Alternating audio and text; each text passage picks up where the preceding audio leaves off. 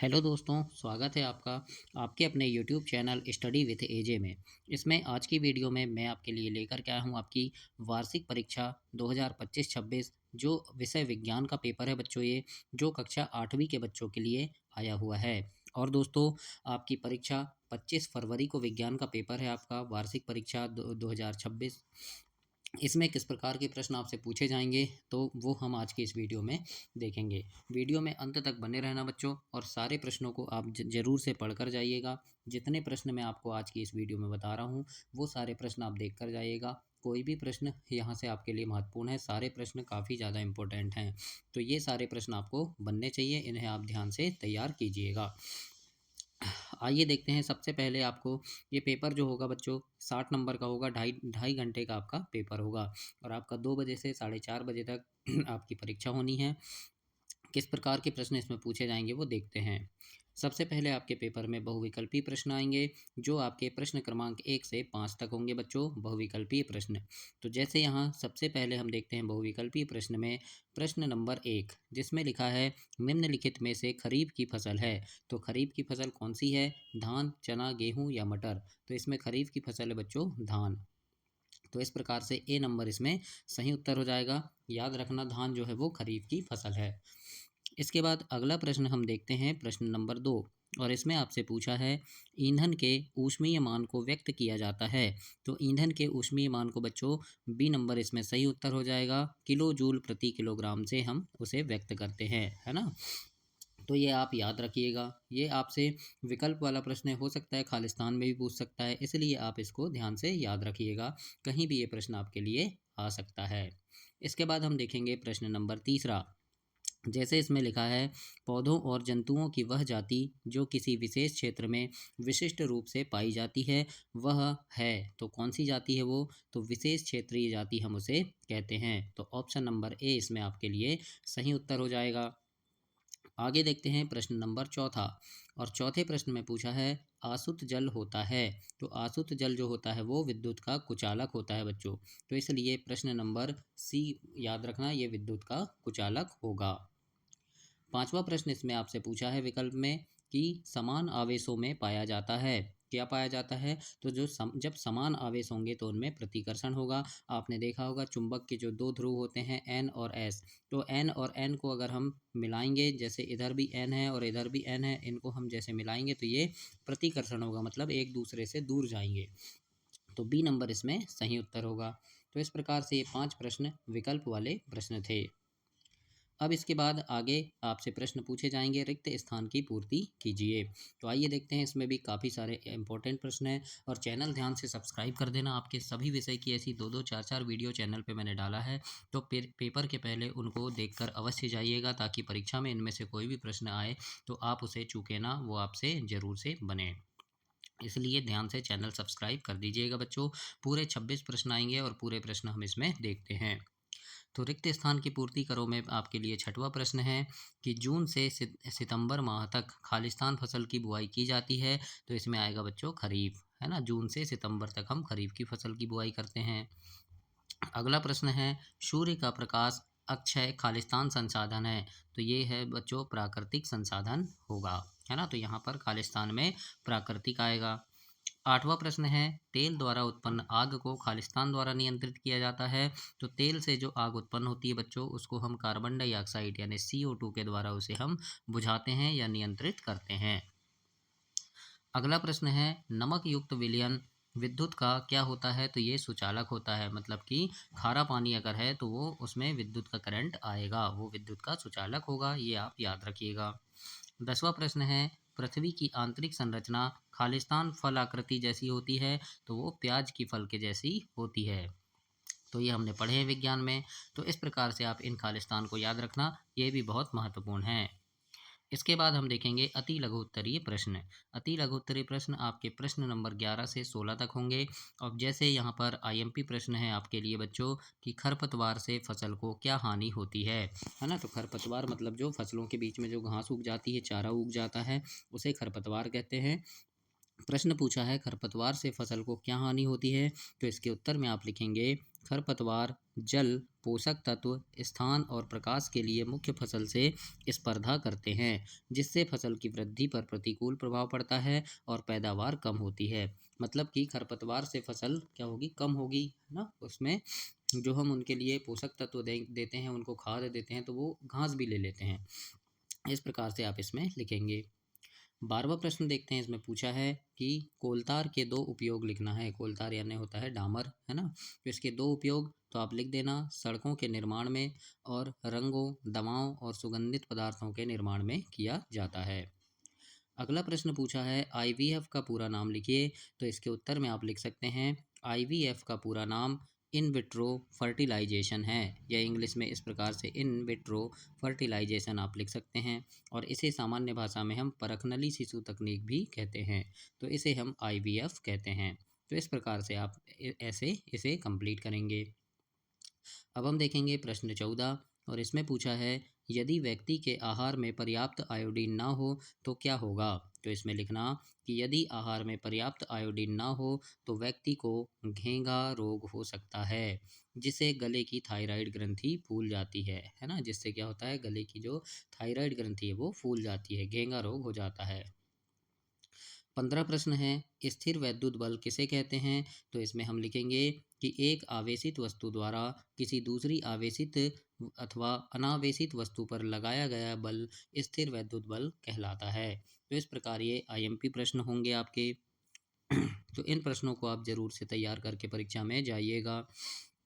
16 प्रश्न हम देखते हैं, लिखा है ऊंचे घरों या भवनों में तड़ित चालक क्यों लगाए जाते हैं। तो इसमें लिखना ऊंचे भवनों को तड़ित यानी बिजली के प्रभाव से बचाने के लिए तड़ित चालक लगाए जाते हैं, जो बिजली के आवेश को सीधे जमीन में सुरक्षित भेज देते हैं। इस प्रकार से आप प्रश्न 16 के उत्तर में लिखेंगे। इसके बाद लघु उत्तरीय प्रश्न हैं जो 17 से 22 तक होंगे बच्चों, और परीक्षा में पेपर के लिए आपको हार्दिक हार्दिक शुभकामनाएं हैं, और काफ़ी अच्छा पेपर आप बना कर के आएंगे। और भी मैं ऐसे सारे विषय के आपके हिंदी, अंग्रेजी, गणित, विज्ञान, सामाजिक विज्ञान सभी विषय के प्रश्न उत्तर चैनल पर डालते रहूँगा, तो उन्हें आप देखकर अवश्य जाइएगा बच्चों। आपकी परीक्षा बहुत महत्वपूर्ण है और मैं आशा करता हूँ आप बहुत अच्छे नंबर से पास हों। चैनल को आप ध्यान से सब्सक्राइब कर देना ताकि सारे वीडियो आपको समय पर मिल सकें। अब देखते हैं लघु उत्तरीय प्रश्न है जो प्रश्न नंबर 17 से 22 तक हैं। तो देखते हैं, जैसे प्रश्न 17 यहाँ पर पूछा है आपसे आदर्श ईंधन के कोई 3 लक्षण लिखना है आपको। तो उत्तर में लिखेंगे आदर्श ईंधन के निम्न 3 लक्षण हैं। पहला है कि यह सस्ता और आसानी से उपलब्ध होना चाहिए, है ना। दूसरा है इसका ऊष्मीय मान उच्च होना चाहिए, है ना। और तीसरा है जलने के बाद यह कोई हानिकारक गैस या अवशेष नहीं छोड़ना चाहिए। तो वो क्या होगा, वो आदर्श ईंधन कहलाएगा फिर। तो इस प्रकार से हम इसमें लिख सकते हैं। इसी प्रकार से प्रश्न 18 है रेड डाटा बुक पुस्तक के बारे में लिखिए। तो इसमें आप लिख सकते हैं रेड डाटा बुक वह पुस्तक है जिसमें सभी संकटग्रस्त जातियों जैसे पेड़ और जंतुओं का रिकॉर्ड रखा जाता है, और यह विलुप्त होने की कगार पर पहुंच चुकी जातियों की जानकारी प्रदान करती है। इसे हम रेड डाटा बुक कहते हैं। अब प्रश्न नंबर 19 है कि कुछ विशेष परिवर्तन के साथ टैडपोल का वयस्क में रूपांतरण का आरेख खींचना है। तो यह है कि यह आरेख का वर्णन दिया गया है, जैसे मेंढक के जीवन चक्र में अंडा, ट्रेडपोल, लार्वा, है ना। इसके बाद वयस्क मेंढक का क्रम होता है, कायांतर की प्रक्रिया द्वारा ट्रेडपोल के पूंछ जैसी अंग समाप्त हो जाते हैं और वह वयस्क बनकर फुदकने और तैयार करने योग्य हो जाते हैं। तो बच्चों मैं यहाँ चित्र नहीं बना पाया हूँ, आपकी पुस्तक में चित्र दिया हुआ है, तो वहाँ पर आप और अच्छे से देखकर इसको समझ सकते हैं। तो यहाँ पर मैं आपको सिर्फ लिख कर समझाया हूँ। प्रश्न नंबर 20 में जैसे पूछा है आपसे, प्रश्न 20 का प्रश्न अगर आ गया कि किशोर अवस्था में लड़कों में होने वाले कोई 3 परिवर्तन लिखिए, ये इंपॉर्टेंट प्रश्न है। तो पहला जैसे लिख सकते हैं लंबाई में एकाएक वृद्धि होना, दूसरा लिख देंगे आवाज़ का फटना या फिर भारी होना, और तीसरा लिख देंगे चेहरे पर कील मुहांसे आना और दाढ़ी मूंछ का निकलना प्रारंभ होना। तो ये ऐसे 3 परिवर्तन किशोर अवस्था में लड़कों में होते हैं। और प्रश्न नंबर 21 में आपसे यहाँ पूछा है वायुमंडलीय दाब किसे कहते हैं, ये भी आईएमपी प्रश्न है बच्चों। तो इसमें हम लिख सकते हैं कि हमारे चारों ओर मौजूद वायु के आवरण द्वारा पृथ्वी की सतह पर प्रति इकाई क्षेत्रफल पर लगाया गया बल वायुमंडलीय दाब कहलाता है।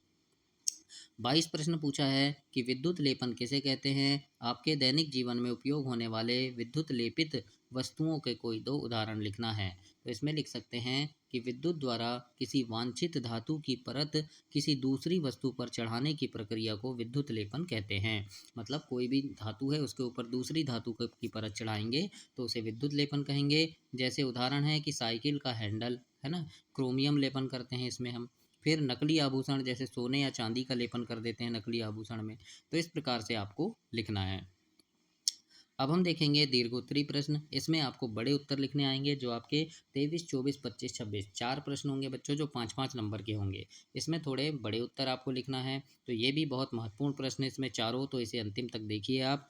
जैसे प्रश्न 23 लिखा है, नाइट्रोजन चक्र को आरेख द्वारा स्पष्ट कीजिए। तो इसमें हम लिख सकते हैं कि वायुमंडल में 78% नाइट्रोजन होती है। मिट्टी में मौजूद राइजोबियम जीवाणु और नीले हरे शैवाल वायुमंडलीय नाइट्रोजन का स्थिरीकरण करके उसे नाइट्रोजन यौगिक में बदलते हैं। इन्हें पौधे इन्हें ग्रहण करते हैं। जंतु पौधे को खाते हैं। उसके बाद मृत्यु के बाद अपघटक पुनः नाइट्रोजन को मिट्टी या वायुमंडल में मुक्त कर देते हैं, जिससे यह चक्र चलता रहता है। इस प्रकार से आप प्रश्न 23 के उत्तर में लिखेंगे। अब यहाँ 24 प्रश्न है। इसमें पूछा है, घर्षण हानिकारक है परंतु अनिवार्य, ऐसा क्यों है? तो लिखेंगे, घर्षण हानिकारक है क्योंकि यह ऊर्जा नष्ट करता है और मशीनों के पुर्जों को घिस भी देता है, इसलिए यह हानिकारक है। लेकिन यह अनिवार्य भी है। क्यों अनिवार्य है? क्योंकि बिना घर्षण के हम सड़क पर नहीं चल सकते हैं। घर्षण के बिना पेन से कागज पर लिखना भी संभव नहीं होगा और वाहनों में ब्रेक लगाने के लिए भी घर्षण आवश्यक होता है। तो इस प्रकार से हम इसमें लिखेंगे। 25 प्रश्न देखेंगे। इसमें लिखा है, मानव वाक्यंत्र का चित्र बनाना है और इसके कार्य को भी लिखना है। तो इस प्रकार से यहाँ मैंने चित्र बनाया है मानव वाक्यंत्र का। तो ऐसे आप चित्र बना सकते हैं बच्चों। ये मानव वाक्यंत्र का चित्र है, ध्यान से देख देख लीजिए इसको कैसे बनाना है ना। इसके बारे में फिर हम यहाँ पर लिखेंगे कि इसके बारे में आपको लिखना क्या है। तो उत्तर में लिखना, मानव में ध्वनि वाक्यंत्र या लैरिक्स उत्पन्न होती है, जिस इसमें दो वाक तंतु इस प्रकार तनित होते हैं कि उनके बीच में वायु के निकलने के लिए एक संकीर्ण झिर्री बनी होती है। जब फेफड़े वायु को बलपूर्वक झिर्री से बाहर निकालते हैं तो वाक तंतु कंपित होते हैं, जिससे ध्वनि उत्पन्न होती है। इस प्रकार से आप इसमें लिखेंगे और एक चित्र मानव वाक्यंत्र का ऐसे बनाएंगे। इसके बाद हम प्रश्न 26 देखते हैं और 26 प्रश्न में लिखा है, नियमित एवं अनियमित यानी विसरित परिवर्तन को चित्र द्वारा स्पष्ट करना है। तो इसके बारे में आप लिखेंगे, नियमित परिवर्तन में लिखना कि जब प्रकाश की किरणें किसी चिकनी और चमकदार सतह जैसे दर्पण पर गिरती है तो वे एक निश्चित दिशा में परिवर्तित होती है। और अनियमित परावर्तन में लिखेंगे कि जब प्रकाश की किरणें किसी खुरदुरी सतह पर गिरती है तो वो अलग अलग दिशा में बिखर जाती है। इसे हम विपरीत विसरित परिवर्तन कहते हैं। इस प्रकार से लिखेंगे और इसका चित्र भी आप ऐसे बना सकते हैं बच्चों। जैसे ये मैंने लिखा है, नियमित परावर्तन और अनियमित यानी विसरित परावर्तन, है ना। जैसे चिकनी सतह पर गिरी तो सीधे चली गई, है ना, ऐसे गिरी और सीधी चली गई ऐसे। लेकिन अनियमित में क्या है होता है, देखो ऐसे ऐसे आई है ना, तो यहाँ ये खुरदुरी सतह है तो कहीं इधर चली गई, कहीं इधर, कहीं इधर, फिर ऐसे। तो इस प्रकार से ये आपको चित्र बनाकर बताना है। तो ये आपके कक्षा 8वीं का बच्चों 25 फरवरी को पेपर होने वाला है विज्ञान का। उसके आईएमपी प्रश्न थे, काफ़ी ज़्यादा महत्वपूर्ण प्रश्न है। तो इन्हें आप ज़रूर से पढ़ करके जाइएगा, ये आपको बनने चाहिए ताकि कोई भी प्रश्न परीक्षा में आए तो उसे आप लिखना ना भूलें। ऐसा ना हो कि वो आपसे ना बने, इसीलिए सारे प्रश्नों को ध्यान से पढ़िएगा। और सारे विषय की वीडियो, ऐसे काफ़ी सारी वीडियो चैनल पे मैं डाला हूँ, तो उनको देखने के लिए चैनल सब्सक्राइब कर लेना ताकि समय पर आपको सारी चीज़ें इसमें मिल सके। धन्यवाद बच्चों।